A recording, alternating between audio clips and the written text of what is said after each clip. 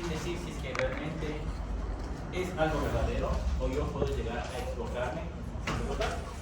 Para eso existe la estadística inferencial. Inferencial, yo deduzco y tomo una decisión. A diferencia de la estadística descriptiva, que únicamente era, valga la redundancia, describir los datos. ¿Ya? Entonces, en la estadística inferencial, ahora sí yo tomo una decisión para generalizar en mi población a partir de una muestra, ¿verdad? Recuerden que yo les decía que yo nunca puedo analizar mi población, yo nunca puedo analizar mi universo de datos, siempre tengo que tomar una muestra. Uno, porque es realmente costoso, ¿ya? Haciendo investigación, sabrán darse cuenta de que si uno quiere tomar 10.000 muestras del laboratorio, no sale realmente costoso, a diferencia de tomar, por ejemplo, solamente 50. Si es que yo tomo una buena muestra de esas 10.000 personas, yo podría hacer una inferencia del comportamiento general de mi población a raíz de mi muestra. ¿Ok? Entonces, ¿de dónde parto yo? Siempre parto de una muestra de mi población. ¿Ya? Yo calculo, hoy les voy a enseñar cómo calcular una muestra, ya en función de lo que ustedes quieran, ¿ya? Y esta debe ser representativa. ¿Qué entienden ustedes como representativa? Que lleve una variedad de la muestra. Válida, pero ojo, ahí la palabra válido o representativo es subjetivo. ¿Subjetivo a qué? A lo que yo quiero analizar. Por ejemplo, si yo quiero analizar no sé, un factor de coagulación que está presente en la raza negra y en la raza blanca, debe ser representativa para las dos razas, independientemente de la edad, por ejemplo. Pero si en mí es un factor que se presenta más en personas mayores a 50 años que menores de 50, esa muestra debe ser representativa para quiénes? Para los que son mayores de 50 años, independientemente, por ejemplo, ahora de la raza. Tampoco puede ser el sexo, está más presente en mujeres que en hombres, entonces debe ser representativa para mujeres, más no en hombres. Entonces la palabra representativa es subjetiva de lo que yo quiero analizar. Ajá. Y a partir de eso, ¿qué es lo que yo hago? Una inferencia del comportamiento general de mi población. ¿Ya? Así es como funciona. Entonces, ¿cómo yo puedo analizar mis datos? Yo tengo dos formas. ¿Ya? Cuando yo hago inferencia estadística. ¿Ya? Una es estimación de intervalos y la otra son pruebas de hipótesis. ¿Ya? ¿Dónde nosotros ya habíamos visto intervalos? En las primeras clases. Cuando yo tenía que hacer mis rangos, tenía que hacer mis tablas de frecuencia, ¿verdad? ¿Qué es lo que yo tenía? Un límite superior, tenía un rango de datos y un límite inferior. Y estos valores de aquí eran mi intervalo. ¿Ya? Entonces, en ese intervalo yo puedo empezar a armar mis datos y decidir si es que estos se encuentran dentro de este rango o se encuentran fuera de ellos. Y de esta forma yo puedo conocer la distribución de mis datos, por ejemplo, de 12 a 15 años, de 16 a 20, bla, bla, bla, bla. ¿Ya? Y la otra de ellas son pruebas de hipótesis. Aquí les encanta hacer que siempre que hacen investigación, que ustedes tienen que demostrar una hipótesis nula o rechazar una hipótesis nula y validar o rechazar una hipótesis alternativa, ¿verdad?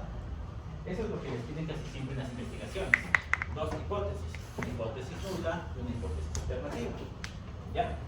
Cuando nosotros hacemos análisis de información e inferencia estadística en ciencias de la salud, sí es cierto, nosotros hacemos pruebas de hipótesis, pero cuando nosotros ya hacemos estudios mucho más avanzados, por ejemplo, factores de riesgo asociados a cierta patología, ¿verdad? ¿Cómo yo estoy seguro si que la edad, por ejemplo, es un factor de riesgo para el desarrollo de obesidad, por ejemplo? O una condición genética, o la condición étnica, o el sexo, tantas variables. Ahí yo ya no hago pruebas de hipótesis.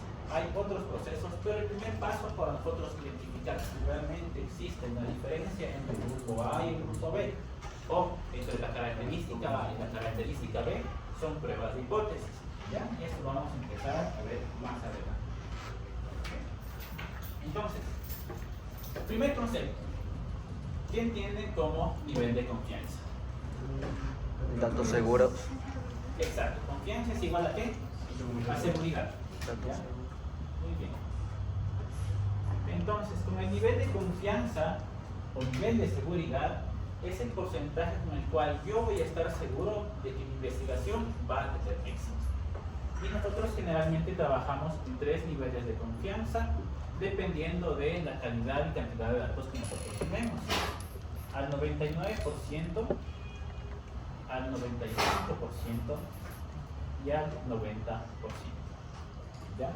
Mientras más confianza yo tenga, ¿qué quiere tener X datos? Mayor cantidad de datos, ¿verdad? Y eso lo vamos a ver más adelante con lo que es el error estándar. ¿Ya? Y el otro concepto que nosotros debemos tener, aparte del nivel de confianza, es el nivel de significancia. Lo voy a quitar acá abajo.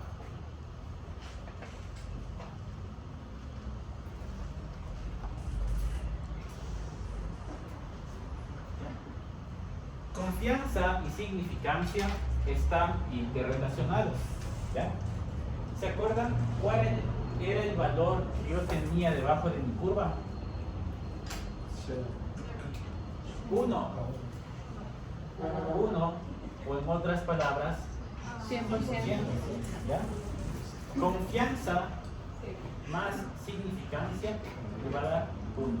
O si no quieren trabajar con 1, 100%. ¿Ya? Entonces, si yo tengo 99% de confianza, ¿qué querrá decir? ¿Cuánto yo tendré de significancia? Un 1%. ¿Ya? Si yo tengo 95% de confianza, ¿cuánto tendré de significancia? 5%, y aquí será 10%. ¿Ya? Entonces, significancia es la seguridad con la que yo tengo que voy a tener éxito en mi investigación. Mientras que significancia es el porcentaje con el cual yo puedo llegar a no tener éxito o mis datos pueden estar fuera del rango de confianza. ¿Ya? Entonces, siempre yo voy a tener dentro del 100%. ¿Ya? Ahora, ¿quién se acuerda que era desviación estándar? El margen de error que pueda haber. O lo que Podría puede ser variación. ¿Ya? Acuérdense que los datos varían. ¿Ya? El ejercicio que siempre les hago. El promedio de estatura es 1,70 en el Ecuador. Algunos me dirán más, otros me dirán menos. Y el que tanto varía, eso viene a ser la desviación estándar. ¿Ya? Por ejemplo, ¿tú cuánto mides? Usan el promedio. Manejan, ya 1,60, entonces vemos que ya empieza a haber variabilidad. Por ahí me dirán 1,75, 1,80, 1,63, entonces vemos que los datos empiezan a variar. Por más que mi media sea 1,70, siempre existe una variación, y la variación puede nuevamente diferir en función de si me voy a esta población, perdón, a esta muestra, me voy a la muestra de otro curso, me voy, por ejemplo, a una muestra en una población indígena, donde por desnutrición infantil, por ejemplo, la tala es mucho menor que en una población urbana, por ejemplo. ¿Ya? Entonces, ahí yo puedo hacer un análisis, por ejemplo, de análisis de desviación estándar, por ejemplo. ¿Qué tanto es la variación en una población urbana versus una población indígena? ¿Y por qué existe más variación en la población indígena que en urbana? Y uno puede empezar a hipotetizar, que será el siguiente paso, con un montón de cosas. Alimentación, desnutrición, acceso a recursos básicos, acceso a sistemas de salud, acceso a profesionales de la salud especializados, entre tantas otras cosas, escolaridad inclusive. ¿Ya? Entonces, vemos que muchas variables están intrínsecamente relacionadas. ¿Ya? Entonces, habíamos hablado de desviación estándar, ¿verdad? Que era la variación. Y ahora, ¿qué será el error estándar? ¿Qué entenderían ustedes como error estándar?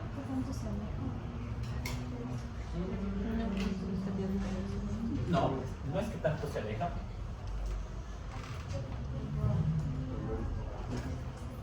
A ver, primero, error, ¿qué me quiere decir? Las probabilidades de error. Va a fallar, ¿verdad? Me voy a equivocar. Y estándar, Probabilidad. como que ya está fijo, ¿verdad? ¿Ya? Una cosa es la significancia, que es cuánto yo creo que me voy a equivocar, ¿verdad?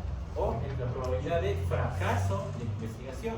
Mientras que el error estándar me va a decir cuánto yo puedo llegar a fallar. Ojo, 5% de fracaso versus cuánto yo voy a pagar. Por ejemplo, variando a más 5, menos 5.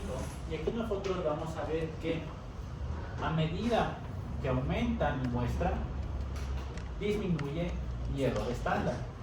¿Ya? Mientras más datos yo tengo, mi error va a disminuir.